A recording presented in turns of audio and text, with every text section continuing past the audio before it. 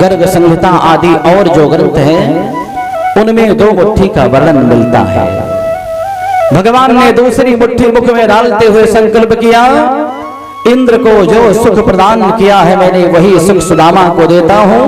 और तीसरी मुट्ठी भरती हुई जैसे रुक्मिणी ने देखा वैसे रुक्मिणी ने मुट्ठी पकड़ ली। महाराज, ये प्रसाद हमें भी मिलना चाहिए। भगवान ने बचा हुआ प्रसाद रुक्मिणी को दिया। सभी को 2-2 दाने प्रसाद रुक्मिणी ने दिलवाया। बड़े प्रेम से दोनों मित्र आपस में मिले, बड़ा आनंद मिला एक दूसरे को देख करके। सुदामा बोले, कन्हैया अब मुझे आज्ञा मिले, मुझे चलना पड़ेगा। ना तो सुदामा ने कुछ मांगा, ना ही कन्हैया ने कुछ प्रत्यक्ष में दिया, लेकिन भगवान ने अप्रत्यक्ष रूप से सब कुछ प्रदान कर दिया। सुदामा जी बारंबार हृदय से कन्हैया को लगाते हैं और यहाँ से सुदामा जी हरिनाम संकीर्तन करते, आनंद लेते, हर जगह भगवान का दर्शन करते बड़े प्रेम से अपनी कुटिया की ओर चले जा रहे हैं।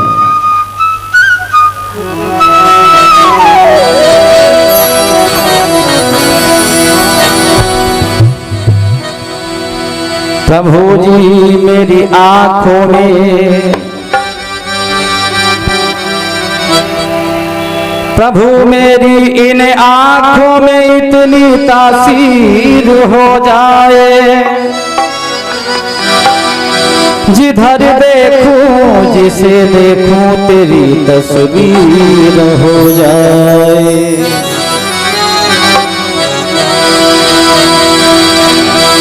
भगवान के जो भक्त हैं भगवान को जर्रे जर्रे में समाये हुए देखते हैं। कहते जर्रे जर्रे में है झांकी भगवान की, किसी प्रेम वाली आंख ने पहचान ली। तो जब तक भगवान के प्रेम से हमारी आंखें ओत प्रोत नहीं होंगी तब तक हमें दिखाई नहीं देगा भगवान का स्वरूप। और जब भगवान के प्रेम में हम मग्न हो जाएंगे, अभिमान को हमारे अंदर से विदा कर देंगे, तो जन जन में सभी के स्वरूप में भगवान का ही दर्शन होने लग जाएगा।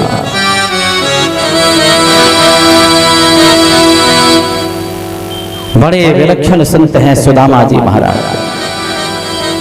हर पल भगवान का दर्शन करते हैं, जन जन में भगवान का दर्शन होता है, हर जगह ईश्वर का दर्शन करते सुदामा बड़े प्रेम से चले जा रहे हैं।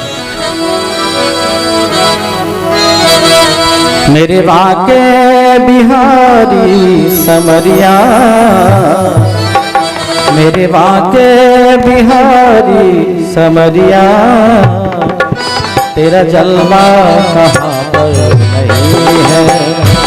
मेरे बाके बिहारी समरिया, तेरा जलवा कहाँ पर नहीं है।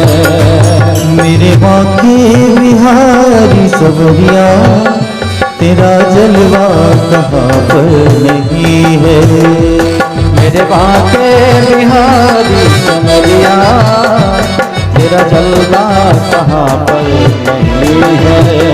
मेरे बाके बिहारी समरिया, तेरा जलवा कहाँ पर नहीं है। तेरा जलवा कहाँ पर नहीं है, तेरा जलवा कहाँ पर नहीं है। तेरा जलवा कहाँ पर नहीं है, तेरा जलवा कहाँ पर नहीं है। मेरे बाके बिहारी समरिया, मेरे बाके बिहारी समरिया, तेरा जलवा कहाँ पर नहीं है। मेरे बाके बिहारी समरिया, तेरा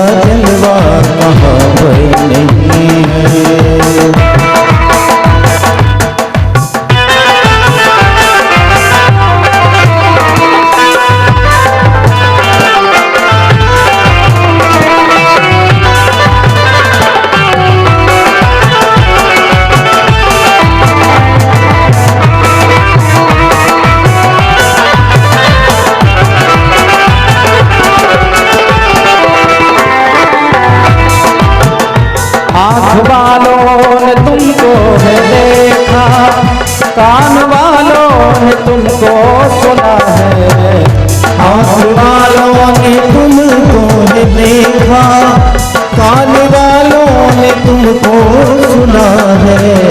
तेरा दर्शन उसी को मिला है, तेरा दर्शन उसी को मिला है, इसकी आंखों में पर्दा नहीं है। तेरा दर्शन उसी को मिला है, जिसकी आंखों में पर्दा नहीं है। मेरे बाबे बिहारी समझिया, मेरे बाबे बिहारी समझिया, तेरा जलवा कहाँ पर नहीं है। मेरे बाबे बिहारी समझिया, तेरा जलवा कहाँ पर नहीं है।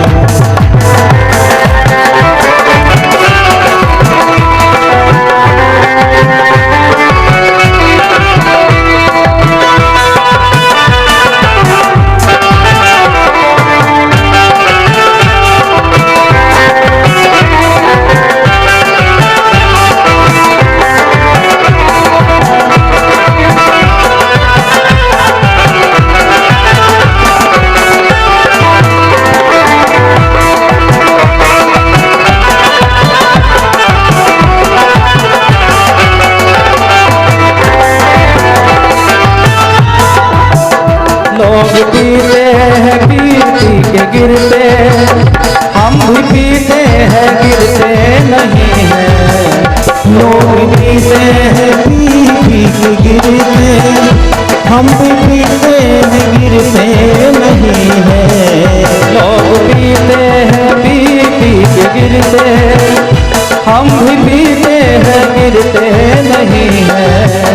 लोग पीते हैं पी के गिरते, हम भी पीते हैं गिरते नहीं है।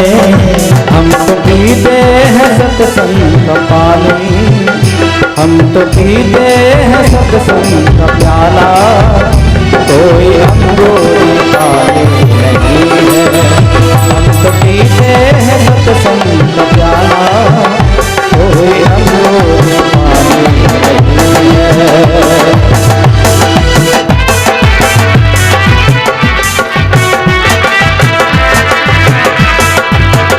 मेरे बाबे बिहारी समझिया, तेरा जलवा कहाँ पर नहीं है। मेरे बाबे बिहारी समझिया, तेरा जलवा कहाँ पर नहीं है। मेरे बाबे बिहारी समझिया, मेरे बाबे बिहारी समझिया, तेरा जलवा कहाँ पर नहीं है। मेरे बाबे बिहारी समझिया, तेरा जलवा कहाँ पर नहीं है। तेरा जलवा कहाँ पर नहीं है। तेरा जलवा कहाँ पर नहीं है। तेरा जलवा कहाँ पर नहीं है। तेरा जलवा कहाँ पर नहीं है। द्वारिकाधीश भगवान की जय हो। श्री सुखदेव जी महाराज कहते हैं, परीक्षित, भगवान ने सुदामा को सब कुछ प्रदान कर दिया। सुदामा आई, जहां सुदामा की झोपड़ी बनी थी, दिव्य महल खड़ा हुआ देखा चकित हो गए। भयभीत सुदामा ने जाकर के द्वारपालों से पूछा, पत्नी सुशीला आई। सुशीला को देख करके सुदामा दंग रह गए। रे सुशीला, मेरे जाने से पहले झोपड़ी में रह रही थी, ये सब कैसे मिला? सुशीला ने कहा, कन्हैया ने सब कुछ दे दिया। सुदामा ने कहा, सुशीला प्रेम से तुम यहीं रहो, मैं तो वन में झोपड़ी बना करके रहूंगा। सुशीला बोली, महाराज जीवन का दुख आपके साथ भोगा है तो सुख भी आपके साथ जीने का मन था, लेकिन आप नहीं होते, वह हो मेरे किसी काम का नहीं है। सुदामा सुशीला दोनों विरक्त होकर के चले सामने। कन्हैया प्रकट हो गए। सुदामा, इसे मेरा प्रसाद समझ करके भोग करो और अंत में मेरे धाम को चले आना। बचा हुआ जीवन सुदामा सुशीला ने आनंद पूर्वक बिताया, भगवान के धाम को चले गए अंत समय। श्री सुखदेव जी महाराज कहते हैं, परीक्षित भगवान बड़े कृपालु, बड़े दयालु हैं। एक बार देवताओं और संतों की एक बड़ी सभा बुलाई गई। इस सभा में एक सवाल रखा गया कि ब्रह्मा विष्णु शंकर में से बड़े कौन हैं? कोई कहते ब्रह्मा, कोई विष्णु, कोई शंकर के समर्थक। भगवान भृगु ने जाकर के ब्रह्मा जी की परीक्षा ली, शंकर की परीक्षा ली। भगवान विष्णु नारायण की छाती पर लात मार करके परीक्षा लिया। जगत में उद्घोषणा कर दिया भगवान बड़े दयालु हैं, क्षमाशील हैं, इसलिए भगवान नारायण ही सबसे बड़े हैं, इन्हीं की उपासना करनी चाहिए तो सब कुछ प्राप्त हो जाएगा। भगवान भोलेनाथ भी बड़े दयालु हैं। एक राक्षस ने भगवान भोलेनाथ की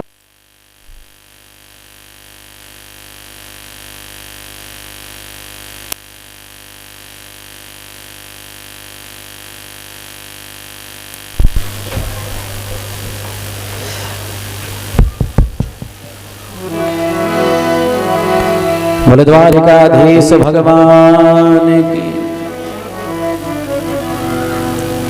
मैं जरा सा भूल गया हूं, कोई याद दिलाएंगे कि कहां चल रही थी कथा?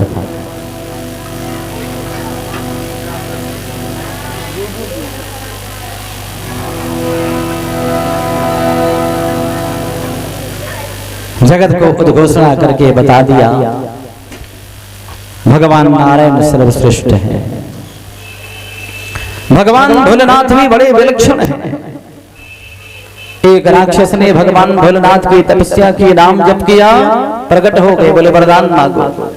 बोले महाराज ज्यादा बड़ा नहीं, बस छोटा सा वरदान चाहिए, जिसके सिर पर हाथ रख दो जल करके भस्म हो जाएगा। भगवान शंकर बोले ठीक है, छोटा सा ही, छोटा सा ही कोई बात नहीं, चलो जिसके सिर पर हाथ रखोगे भस्म हो जाएगा। तो बोले महाराज थोड़ा सिर देना, देख लो असली है कि नकली। हाथ उठा करके भोलेनाथ के पीछे भागा। 1 वर्ष तक भगवान भोलेनाथ भागते रहे और ये हाथ आगे करके दौड़ता रहा। भागवत के अनुसार भगवान नारायण ब्रह्मचारी का रूप धारण करके आए। छल पूर्वक भगवान ने उस राक्षस के हाथों को उसी के सिर पर रखवा दिया, स्वयं जल करके भस्म हो गया। भगवान भोलेनाथ आकर के बोले प्रभु आपने मेरी जान बचा ली, मैं तो फंस गया। भगवान बोले कलयुग के भक्तों से सावधान रहो महाराज, बड़ा गड़बड़ है यहाँ। कन्हैया की एक बहन थी जिनका नाम था सुभद्रा। भैया बलराम उनका विवाह दुर्योधन से करना चाहते थे। अर्जुन को बुला करके कन्हैया ने सुभद्रा को धीरे से चोरी से विदा कर दिया अर्जुन के साथ। भगवान ने अपनी बहन सुभद्रा का विवाह अर्जुन से करवा दिया। बड़े दिन व्यतीत हो गए। भैया बलराम बड़े प्रेम से तीर्थ यात्रा में गए, तीर्थ यात्रा करके आए। सभी संत महात्माओं के दर्शन किया, तीर्थों में स्नान आदि किया।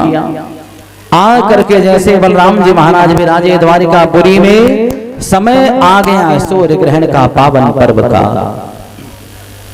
लाइट लगा दिया, चलवा लो।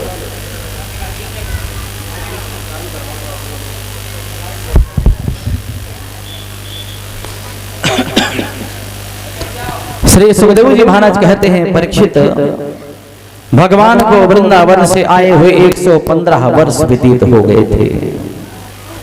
द्वारिकापुरी में भगवान सानंद निवास कर रहे थे।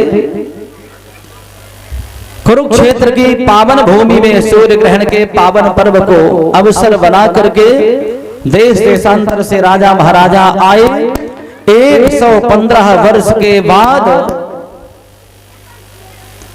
भगवान मां यशोदा, बाबानंद, किशोरी राधा समस्त गोपियों से मिले और सभी से मिलकर के बड़ा आनंद प्राप्त किया। भगवान ने कुरुक्षेत्र की पावन भूमि में बड़े बड़े संत महात्मा आए, सभी ने मिलकर के राजा महाराजाओं को एकत्रित करके यज्ञ आदि करवाया।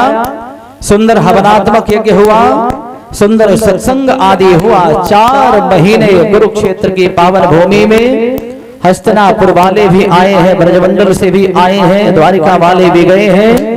देश देशांतर से सभी राजा महाराजा आए, बड़े प्रेम से निवास किया और सभी वहां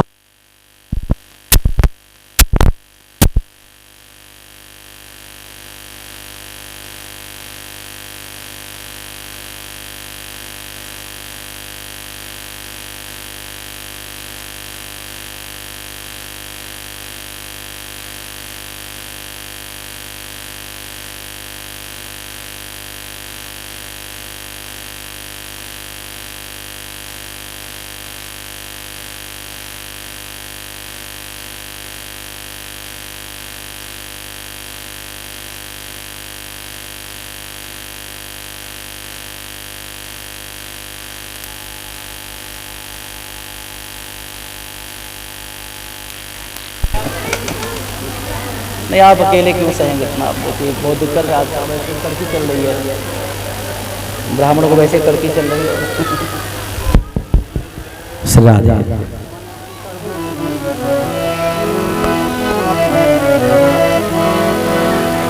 बोले भक्त वत्सल भगवान की।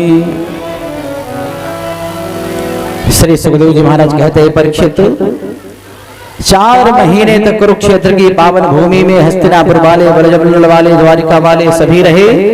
बड़े प्रेम से एक दूसरे के साथ आनंद लिया, सभी मिले।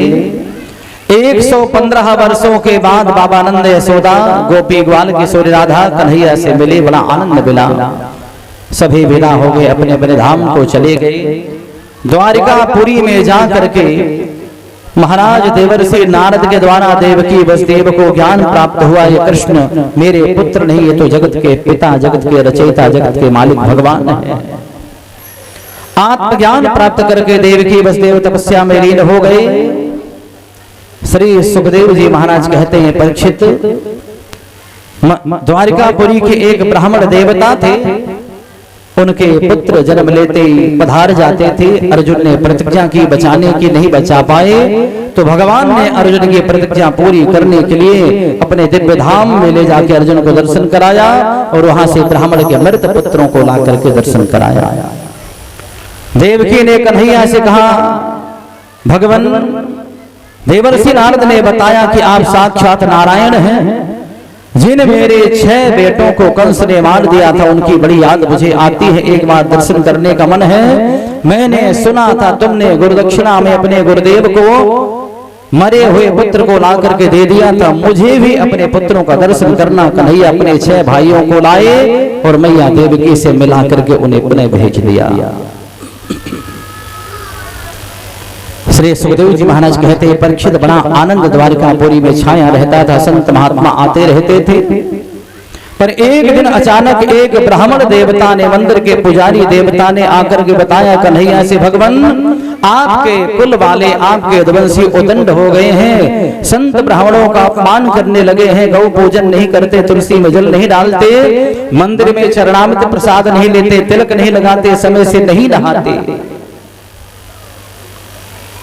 हर माता पिता को, हर दादी दादा को ये ख्याल रखना चाहिए, अगर आप हिंदू सनातनी हैं तो आपस में वैर विरोध छोड़ करके बस एक बात का ख्याल रखें, दुनिया की बुराई भलाई से अपने आप को अलग करके कम से कम अपने बच्चों को संस्कार दें, अपने बच्चों को सनातन सभ्यता का ज्ञान दें। ये सबसे बड़ी ड्यूटी अगर आपने निभाई तो समाज के प्रति बहुत बड़ा उपकार आपका माना जाएगा। जो बालक प्रातः काल उठ करके स्नान नहीं करते, तिलक नहीं लगाते, जो सनातन सभ्यता में है, हाथ में कलावा नहीं बांधते, जनेऊ धारण नहीं करते, चोटी नहीं रखते, भक्ष अभक्ष भोजन करने का विचार नहीं करते, क्या खाना क्या नहीं खाना है, भगवान के मंदिर में जाके दर्शन नहीं करते, चरणामृत प्रसाद नहीं लेते, ब्राह्मण को प्रणाम नहीं करते, संतों का सम्मान नहीं करते, गौ की पूजा गौ की सेवा नहीं करते, तुलसी में जल नहीं चढ़ाते, घर में जोत बत्ती नहीं करते, माता पिता को प्रणाम नहीं करते, वो बालक समाज के लिए खतरा बनेंगे आगे चलते। इसलिए हमारी ड्यूटी है कि हम लोग दूसरे तीसरे की बुराई भलाई छोड़ करके अपना परिवार, अपना घर संभाले, यही हमारे लिए सबसे बड़ा कर्तव्य है, पहला कर्तव्य है। दीपक तले अंधेरा होता है, हम दुनिया की भलाई बुराई में लगे रहते, वो महाराज ऐसे, वो महाराज ऐसे, वो फलाना ऐसा, ठिकाना ऐसा, खुद के घर के बच्चे संस्कार विहीन हो जाते हैं, उपद्रवी हो जाते, उदंड हो जाते हैं, अधर्म मार्ग पर चल पड़ते हैं और हम देखने वाले बने रहते हैं। पुजारी महाराज ने कन्हैया से कहा, भगवान आपके यदुवंशी बड़े अधर्म मार्ग के गामी हो गए हैं, मंदिर में जाकर के प्रसाद नहीं लेते, चरणामृत नहीं लेते, दर्शन नहीं करते, ब्राह्मण को प्रणाम नहीं करते, संतों के सम्मान नहीं करते, और महाराज हमने तो सुना है कि आजकल संतों से मजाक भी करने लगे हैं। आज कन्हैया ने अपने पुत्र पौत्रों को यदुवंशियों को बुलाया। कहते 56 करोड़ यदुवंशियों की विशाल जनसभा भगवान ने बुलाई और भगवान ने उपदेश किया, बेटा एक निवेदन करना था। हमने सुना है आजकल आप लोग संत ब्राह्मणों का अपमान करने लगे हो, उपहास करने लगे हो। आप देवताओं से युद्ध करो, मैं तुम्हारा साथ दूंगा। त्रिलोकी में तुम्हें पराजित करने वाला कोई नहीं है, पर अगर आपने भूलवश संत ब्राह्मणों का अपमान किया तो उनके श्राप से मैं तुम्हें बचा नहीं पाऊंगा। भगवान ने सुंदर उपदेश किया, बचाने का प्रयास किया, पर नहीं माने। सांब को साड़ी पहना करके महात्माओं के पास ले गए। बोले महाराज देखो ये भाभी जी गर्भवती हैं, बेटा होगा कि बेटी? महात्मा ने श्राप दे दिया, रे मूर्खों, हम महात्माओं से उपहास करने मजाक करने आए हो, न इसको बेटा होगा न बेटी, इससे एक मूसल पैदा होगा जिससे यदुकुल का विनाश हो जाएगा। जैसे साड़ी खोल करके पेट का कपड़ा हटाया, मूसल बन गया। नाना उग्रसेन के कहने से समुद्र में घिस करके बहा दिया, छोटा सा टुकड़ा जल में फेंक दिया। कहते छोटे छोटे कण जो बह करके समुद्र में गए थे वो किनारे लगे और एरका नाम की जहरीली कटीली घास बनकर के खड़ी हो गई यदुवंशियों के विनाश का कारण बनने के लिए। और छोटा सा 3 कोने का लोहे का टुकड़ा जो बचा था मछली ने निगल लिया, मछुआरे ने पकड़ा, मछुआरे ने मछली के पेट को फाड़ा, 3 कोने का चमकता लोहे का टुकड़ा देखा, एक सुंदर तीर बना करके बाण बना के सजा के रख लिया। कोई सुंदर पशु मिलेगा, हिरण मिलेगा, कोई अच्छा पशु मिलेगा, उसे मारूंगा।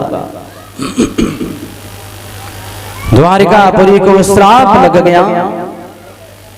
एक दिन एकांत शांत वन में कन्हैया विराजमान थे। ब्रह्मा आदि देवता आए, कन्हैया से सुंदर प्रार्थना आदि करके उनके चरणों में प्रणाम किया, पूजन किया। कन्हैया से निवेदन किया, महाराज अब आपकी लीला समापन हो चुकी है, अब आप अपने गोलोक धाम को पधारो। उद्धव जी महाराज ने सुन लिया, रोते रोते कन्हैया के चरणों को पकड़ लिया। महाराज हमने सुना आप हमें छोड़ करके जाने वाले हैं। ब्रह्मा जी ने जो भी एकांत में आपसे कहा मैंने सब कुछ सुन लिया। महाराज आप हमें छोड़ करके जाने वाले, महाराज मैं तो आपके साथ ही चलूंगा। कन्हैया बोले उद्धव एक बात तो बताओ, क्या तुम मेरे साथ आए थे? उद्धव बोले महाराज आए तो नहीं थे, लेकिन जाऊंगा जरूर। कन्हैया बोले उद्धव ना तो कोई किसी के साथ आता है ना कोई किसी के साथ जाता है, तुम्हें जाना ही है तो बद्रीनाथ धाम चले जाओ। मेरे रिक्त धाम बद्रीनाथ धाम में जाकर के मेरे स्वरूप का चिंतन करना। उद्धव जी महाराज को यदु दत्तात्रेय संवाद के माध्यम से भगवान ने दिव्य ज्ञान प्रदान किया। महाराज यदु के द्वारा दत्तात्रेय से प्रश्न करना, महाराज इतनी प्रसन्नता इतने आनंद का अनुभव आप कैसे कर रहे हैं संसार में? दत्तात्रेय भगवान ने बताया, महाराज मैंने जीवन में 24 गुरु बनाए हैं, शिक्षा गुरु, उनसे मैंने सीखा है कि कुछ भी चिंता नहीं करनी चाहिए, भगवान के चरणों में समर्पित हो जाना चाहिए। यदु दत्तात्रेय संवाद के माध्यम से उद्धव को ज्ञान प्रदान करके भगवान ने बद्रीनाथ धाम भेज दिया। यहाँ द्वारिकापुरी में उत्पात मचने लगा। मूर्तियों की आंखों से आंसू बहने लगे, तुलसी के पौधे सूखने लगे, वृक्षों से फल सूख करके सड़ करके गिरने लगे, फूल कुम्हलाने लगे, मुरझाने लगे। कहते हैं जलाशयों का जल सूखने लगा, गौ माताओं के स्तन से दूध भी निकलना बंद हो गया। भयभीत होकर के नाना उग्रसेन ने कन्हैया बलराम को बताया, भैया यदुवंशियों को विनाश का श्राप लग गया है। कन्हैया ने कहा, नाना जी आपने ठीक नहीं किया, अगर आपने पहले बताया होता कोई उपाय करते, पर चलो अभी भी कुछ प्रयास करते हैं। सारे यदुवंशियों को लेकर के कन्हैया बलराम प्रभास क्षेत्र में गए, यज्ञ रचाया। यज्ञ के बाद जैसे नदी के किनारे समुद्र के किनारे नहाने के लिए गए, वहीं यदुवंशियों ने मदिरा का पान कर लिया। मदिरा के नशे में यदुवंशी आपस में युद्ध करने लगे। कन्हैया बलराम बचाने के लिए आगे बढ़े तो कन्हैया बलराम को भी मारने के लिए यदुवंशी दौड़ पड़े। अब तक कन्हैया बलराम बचाने का प्रयास कर रहे थे, लेकिन जब देखा ये हमें भी मार रहे हैं, तो भगवान ने चक्र से और बलराम जी ने हल मूसल से संहार करना शुरू कर दिया। अस्त्र शस्त्र समाप्त हो गए तो ऐरका नाम की जहरीली कटीली घास उठा के मारने लगे। श्री सुखदेव जी महाराज ने परीक्षित को कहा, परीक्षित, जैसे बांस के जंगल में बांस के घसने से आग उत्पन्न होती है, पूरे जंगल को जला करके भस्म कर देती है, वैसे ही यदुवंशियों में आपस में ही युद्ध आरंभ हो गया और कुछ ही क्षणों में, कुछ ही समय में सारे यदुवंशी लड़ करके समाप्त हो गए। चतुः पंचावशेषितः, 4-5 यदुवंशी बचे, जिन्हीं से आगे वंश वृद्धि हुई। सुखदेव स्वामी कहते हैं, परीक्षित, 56 करोड़ यदुवंशियों की सेना अपने परिवार को भगवान ने समेट लिया, विदा कर दिया। एकांत शांत वन में भगवान विराजमान थे। सात्विकी आए, भगवान ने कहा, जाकर के द्वारिका वालों से बोलो कि मेरे धरा धाम छोड़ते गोलोक धाम जाते ही ये द्वारिकापुरी समुद्र में समा जाएगी। द्वारिकापुरी से निकल करके बाहर निवास करें। सभी द्वारिकापुरी से बाहर आए। इधर भगवान एकांत शांत वन में एक वृक्ष से अपनी पीठ लगा करके अपने दाहिने चरण को बाएं पैर के घुटने पर ऐसे करके बैठे थे। उस शिकारी ने देखा जिसने 3 कोने के लोहे के टुकड़े को बाण बना के रखा था। भगवान के चरण कमलों का दर्शन करके उसे ऐसा लगा किसी हिरण का मुख दिखाई दे रहा। उसने बाण चलाया, भगवान के पैरों पे आकर के धंस गया। आकर के जैसे देखा, रुदन करता हुआ भगवान के चरणों में गिरा। महाराज, अपराध हो गया। भगवान कहते हैं, चिंता मत करो, पिछले अवतार में राम बन करके मैंने तुम्हें बाण मारा था, तुम बाली थे। मैंने भी छुप करके बाण चलाया और तुमने भी छुप करके बाण चलाया। भगवान के देखते देखते भगवान के धाम को चला गया। ब्रह्मा आदि देवता सभी आकाश मार्ग में खड़े होकर भगवान का दर्शन कर रहे हैं।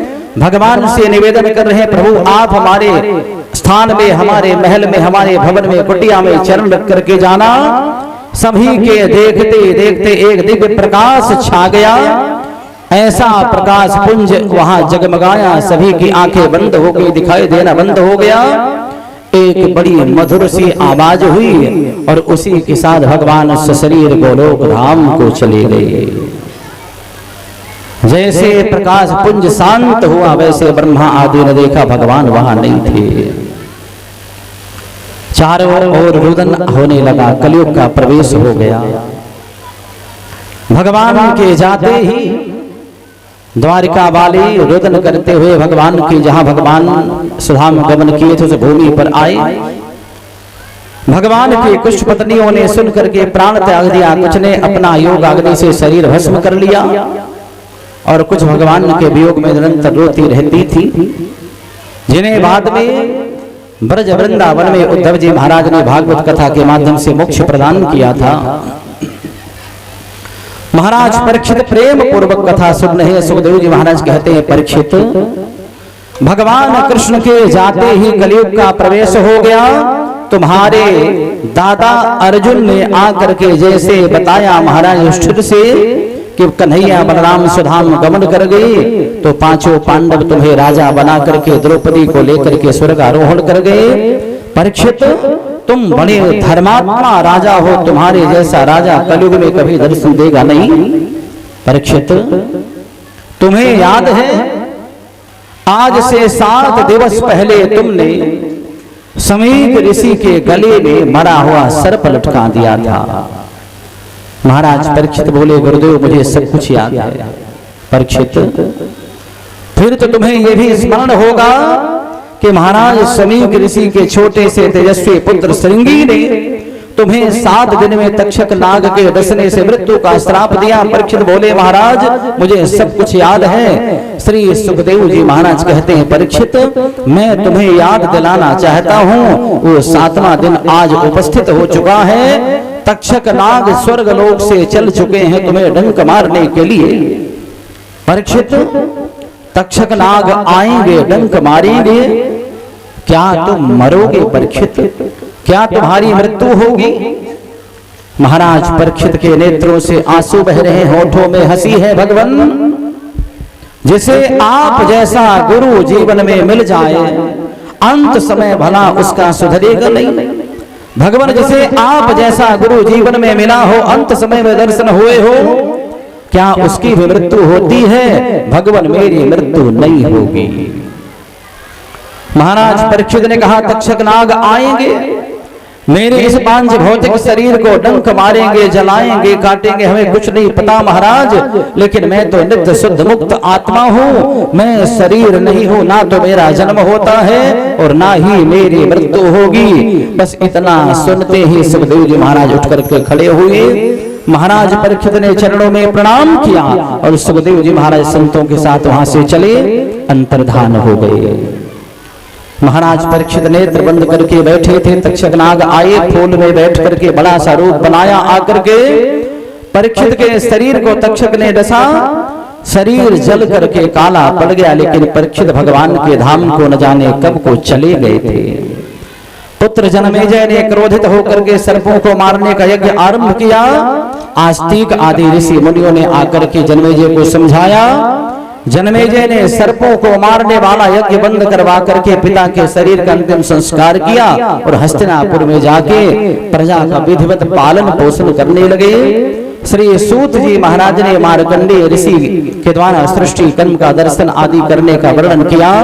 कलयुग के राजाओं के स्वभाव प्रभाव का वर्णन करते हुए श्री सूत जी ने कहा, हे भगवान, हे शौनक जी, कलयुग में आने वाले समय में जितने भी राजा होंगे वो प्रजा के पालक पोषक नहीं, बल्कि प्रजा के शोषक और प्रजा के भक्षक होंगे। कलयुग के राजाओं के स्वभाव प्रभाव का वर्णन करते हुए सूत जी महाराज ने पुराण संख्या, पुराण श्लोकों का वर्णन किया। भागवत की महिमा का गान करते हुए सूत जी महाराज ने भागवत की वाणी को विराम दिया है।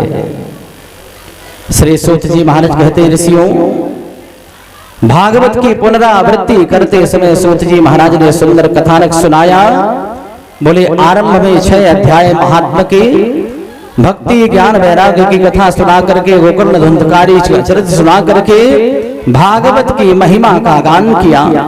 प्रथम स्कंद में सत्य स्वरूप परमात्मा की वंदना करते हुए शौनकादि ऋषियों के द्वारा 6 प्रश्न, भगवान के 24 अवतारों के दर्शन कराए और यहाँ देवर्षि नारद के पूर्व जन्म का वृत्तांत सुनाते हुए महाभारत से कुछ चरित्र लिया और महाराज परीक्षित के द्वारा समीक ऋषि का अपमान श्रृंगी ऋषि के द्वारा शापित होकर के सुक्ताल की पावन भूमि में आकर के विराजमान होना, सुखदेव जी का आगमन होना। द्वितीय स्कंद में भगवान के विराट स्वरूप का दर्शन कराते हुए महाराज मनु शतरूपा के वंश का वर्णन करते हुए सृष्टि क्रम का आरंभ से आदि से अंत तक वर्णन किया। मनु शतरूपा महाराज के वंश का वर्णन करते हुए 3 पुत्री 2 पुत्रों के वंश का वर्णन किया। छठे स्कंद में अजामिलोपाख्यान के माध्यम से भगवान के नाम की महिमा गाई। सप्तम स्कंद में भक्त प्रहलाद के जीवन की सुंदर भक्ति की कथा सुनाई। अष्टम स्कंद में गजग्राह की कथा सुनाई। कभी जीवन में अभिमान नहीं करना चाहिए। समुद्र मंथन की कथा सुनाई। उद्यम जीवन में करना चाहिए, लेकिन संतुलित बुद्धि से करना चाहिए। महाराज सत्यव्रत को मत्स्यावतार भगवान के दर्शन करा करके नवम स्कंद में सूर्य वंश चंद्र वंश का दर्शन कराते हुए श्री सुखदेव जी महाराज ने परीक्षित को, सूत जी महाराज ने शौनकादि ऋषियों को सुनाया। महाराज, ये नवम स्कंद बड़ा विशाल अगाध समुद्र जैसा है। सूर्य वंश में भगवान राम का अवतरण होता है, चंद्र वंश में भगवान कृष्ण का अवतरण होता है। 10वें स्कंद में भगवान कृष्ण की दिव्य कथाओं से ओतप्रोत आनंद प्रदान करने वाली लीलाएं हैं। 11वें स्कंद को मुक्ति स्कंद कहा गया, वेद वेदांत की दिव्य कथा दिव्य ज्ञान। और 12वें स्कंद में कलयुग के स्वभाव प्रभाव का वर्णन करते हुए राजाओं का स्वभाव बदलेगा। और कहते मार्कंडेय ऋषि आदि का सुंदर चरित्र सुनाते हुए इस वेद वाणी को विराम देते हुए सूत जी महाराज ने कहा, कहते हैं, भातीय सर्वभूतेषु गतिर्ह्यस्य अलौकिकी वरिष्ठम सर्वशास्त्रेषु तरणित भवाम बधौ। कहते हैं भव सागर को पार करने के लिए सबसे सरल और सबसे सुगम नौका है श्रीमद् भागवत। कलयुग में जिसने भागवत की शरण ग्रहण कर ली वो भव से पार हो जाता है, और जो भागवत की शरण ग्रहण नहीं करते वो भव में गोते खाते रहते हैं। भागवत की महिमा का वर्णन करते हुए कहते हैं निम्न गानाम यथा गंगा, कहते हैं तीर्थों में बहने वाले तीर्थों में नदियों में जैसे माँ गंगा श्रेष्ठ हैं। कहते हैं देवानाम अच्युतो यथा, देवताओं में भगवान नारायण श्रेष्ठ हैं। और कहते हैं भगवान नारायण के भक्तों में वैष्णवों में जिस तरह भगवान शंकर श्रेष्ठ हैं उसी तरह से पुराणा नाम इदम तथा वैष्णवा नाम यथा शंभु पुराणा नाम इदम तथा। कहते बाकी सभी देवता तो देवता हैं लेकिन भगवान भोलेनाथ महादेव है। बाकी सभी वीर तो वीर हैं लेकिन हनुमान जी महाराज महावीर हैं। उसी तरह से बाकी 17 पुराण तो पुराण हैं लेकिन श्रीमद् भागवत महापुराण है। महापुराण भागवत निर्मल सुख मुख विगलित निगम कल्प फल, वेद रूपी कल्प वृक्ष का पका हुआ फल ही श्रीमद् भागवत है, जो कि भक्ति ज्ञान वैराग का एक समुचित समन्वय है, समुचित एक अर्थ है। जिसने जीवन में भागवत को अपनाया वो आनंद से जीवन व्यतीत करता हुआ भगवान के धाम की प्राप्ति करता है, और जो भागवत से विमुख रह गया वो भगवान की कृपा से वंचित रह गया। सारे भ्रमों को, सारे संसार की माया जालों को छोड़ करके भगवान कहते हैं कि मेरी शरण में आओ, मैं तुम्हें अभय दान दूंगा, तुम्हारी सुरक्षा व्यवस्था करूंगा और अंत में अपने धाम में भी बुला लूंगा। भागवत के अंत में श्लोक का उच्चारण करते हुए सूत जी वेदव्यास जी महाराज ने समस्त संत महात्माओं ने बड़े प्रेम से वाणी को विराम दिया है। आइए प्रेम पूर्वक भागवत के समापन श्लोक का सुंदर उच्चारण करेंगे और वाणी को विराम देंगे। नाम संकीर्तनम यस्य, नाम संकीर्तनम यस्य सर्व पाप प्रणाशनम, सर्व पाप प्रणाशनम, प्रणामो दुख शमनः, प्रणामो दुख शमनः, तम नमामि हरिं परम, तम नमामि हरिं परम। माताएं इतना हाथ उठाएंगी और पुरुष वर्ग पूरा ऊपर तक हाथ उठाएंगे। 3 बार भगवान का नाम उच्चारण करेंगे। हमने इन 7 दिनों में जो भी पुण्य किया है, जो भी भगवान की कथा मन से सुनी है, वो कथा भगवान लक्ष्मी नारायण के चरणों में समर्पित करेंगे, भगवान कृष्ण किशोरी राधा जी के चरणों में समर्पित करेंगे और कई गुना फल लौट करके वायुमंडल से हमें मिलेगा भगवान की कृपा से। आइए हरे नमः, हरे नमः, हरे नमः, हरे नमः, हरे नमः, हरे नमः। वृंदावन बिहारी लाल की जय हो, श्रीमद् भागवत महापुराण की जय हो, परम पूज्य वेद व्यास जी महाराज की जय हो, श्री सुखदेव जी महाराज की जय हो, श्री सूत जी महाराज की जय हो, श्री परीक्षित जी महाराज की जय हो, श्री हनुमान जी महाराज की जय हो, सत्य सनातन धर्म की जय। जय जय श्री राधे, जय जय श्री राधे, जय जय श्री राधे। परमात्मा की विशेष कृपा से आपने सभी ने भगवान की पावन कथा सुनी। ज्यादा कुछ न बोलते हुए मैं सर्वप्रथम समस्त श्रोताओं को साधुवाद धन्यवाद और इस पवित्र व्यास मंच से आशीर्वाद दूंगा, आशीर्वचन करूंगा, शुभकामना दूंगा। भगवान आपके जीवन में ऐसे ही आनंद भरे रहे, जीवन में कभी किसी को रोग ना लगे, कभी किसी के जीवन में गरीबी ना आए, और सभी आपस में मिलजुल करके आनंद में जीवन व्यतीत करें। मैं सुंदरकांड सेवा समिति के सभी सदस्यों को धन्यवाद दूंगा जिन्होंने पिछले 12 वर्षों से ये 13वां वर्ष भी संपूर्ण किया भागवत की कथा का। सुंदरकांड सेवा समिति के संपूर्ण सदस्य जो कि सभी ने मिलजुल करके बड़े प्रेम से मेहनत करके सहयोग करके किया है, और हम अपने सहयोगी संगीतज्ञ और अपने आचार्यगण और हमारे साथ मंच में विराजमान आपके अपने प्रकाशपुरी महाराज और इस कथा के जो प्रधान श्रोता बन करके पूरे गांव की ओर से दीक्षा कर रहे थे प्रदीप भार्गव जी, आप सभी का हार्दिक धन्यवाद करते हुए वाणी को विराम देते हैं। बोलिए बाल कृष्ण लाल की जय।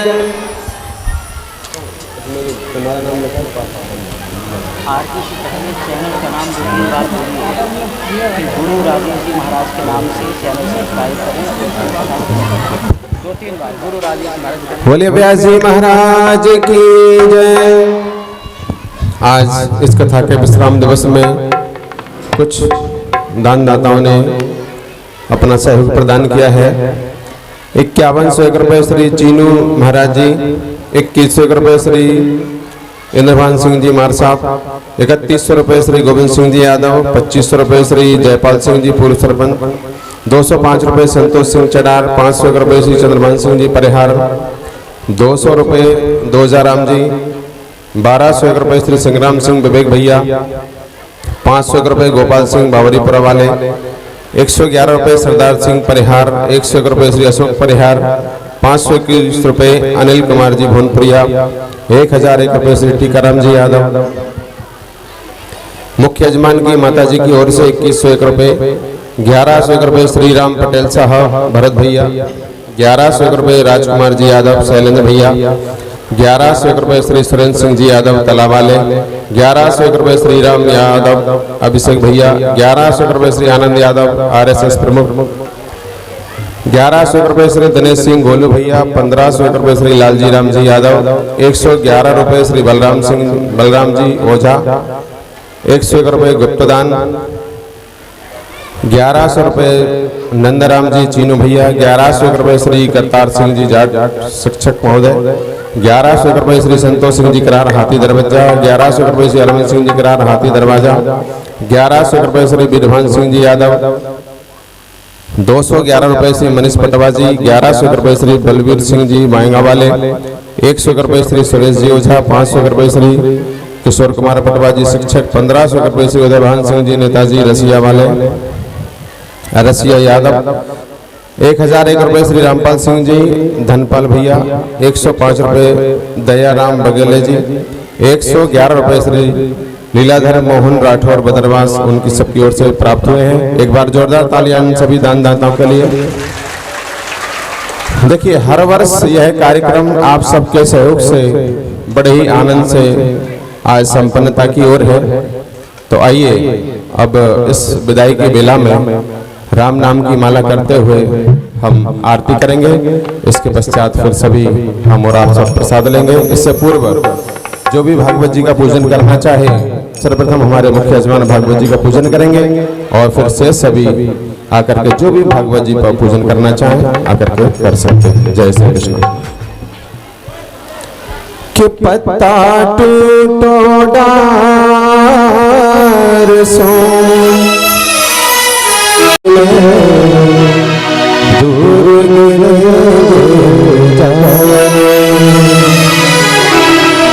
तरवर बोला पात सो सुनहु पात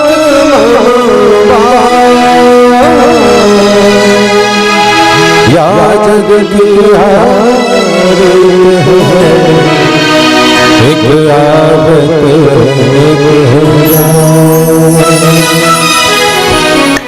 राम तुम बड़े दयालु, राम तुम बड़े दयालु हो, राम तुम बड़े दयालु हो, राम तुम बड़े दयालु हो, और ना कोई हमारा है, और ना कोई हमारा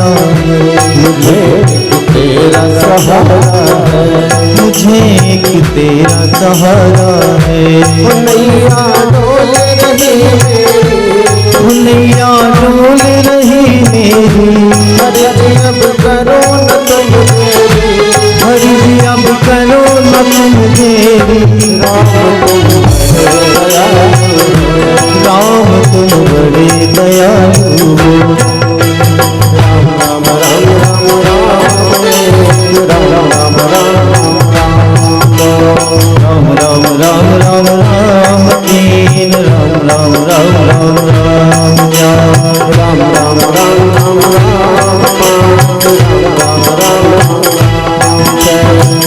राम राम राम राम साथ राम राम राम राम राम राम राम राम राम राम राम राम राम राम ग्यारह राम राम राम राम राम राम राम राम राम राम राम राम राम राम पंद्रह राम राम राम राम राम सोलह राम राम राम राम सत्रह राम राम राम राम राम राम उन्नीस राम राम राम राम राम बीस राम राम राम राम राम इक्कीस राम राम राम राम राम राम राम तेईस राम राम राम राम राम चौबीस राम राम राम राम राम पैंतीस राम राम राम राम छब्बीस राम राम राम राम राम सत्ताईस राम राम राम राम राम अट्ठाईस राम राम राम राम राम उनतीस राम राम राम राम राम राम राम राम इकतीस राम राम राम राम राम बत्तीस राम राम राम राम तैंतीस राम राम राम राम राम राम पैंतीस राम राम राम राम राम छत्तीस राम राम राम राम राम सैंतीस राम राम राम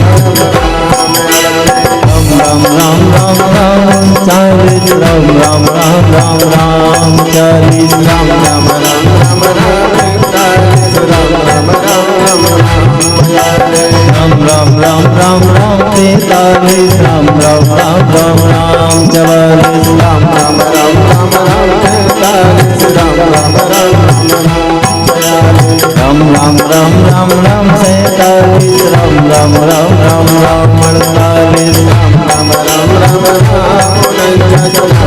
राम उनचास राम राम राम राम राम राम राम इक्यावन राम राम राम राम राम बावन राम राम राम राम तिरपन राम राम राम राम राम राम राम पचपन राम राम राम राम राम छप्पन राम राम राम राम सत्तावन राम राम राम राम राम राम उनसठ राम राम राम राम राम साठ राम राम राम राम इकसठ राम राम राम राम राम राम राम राम तिरसठ राम राम राम राम राम चौसठ राम राम राम राम पैंसठ राम राम राम छियासठ राम राम राम राम राम सड़सठ राम राम राम राम राम इकसठ राम राम राम राम राम इकहत्तर राम राम राम राम राम बहत्तर राम राम राम राम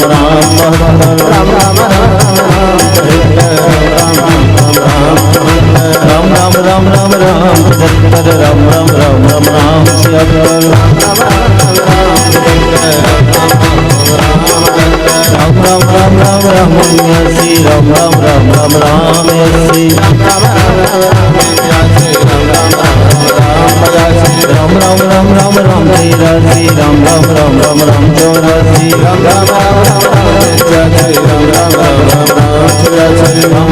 राम राम सतासी राम राम राम राम राम अठासी राम राम राम राम राम इक्यानवे राम राम राम राम राम बानवे राम राम राम राम राम पंचानवे राम राम राम राम राम छियानवे राम राम राम राम निन्यानवे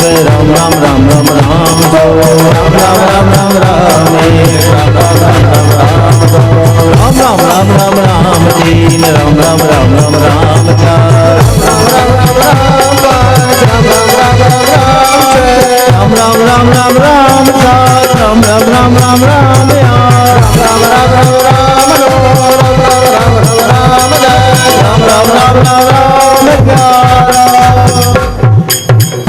बोलिए राघवेंद्र सरकार की जय हो। अच्छा देखिए, अपन जो राम नाम की माला करते हैं, यदि आपसे कुछ मांगे तो देंगे क्या? हाथ ऊपर करो जरा सभी हाथ ऊपर करिए। जो हाथ ऊपर जिनके नहीं है, हाथ जिनके टूटे हो वो मत करना। बोलिए हम आज श्री बालाजी महाराज के समक्ष ये प्रण लेते हैं कि रोज राम नाम की माला, बोलो बोलो, राम नाम की माला किया करेंगे। बोलिए राघवेंद्र सरकार की जय। हमारे मुख्य यजमान श्री प्रदीप जी भार्गव खेरापति जी अपने धर्मपत्नी के साथ पधारे हैं। सर्वप्रथम भागवत जी का पूजन करेंगे, इसके पश्चात आरती करेंगे। ऊपर आ जाइए। श्री राम।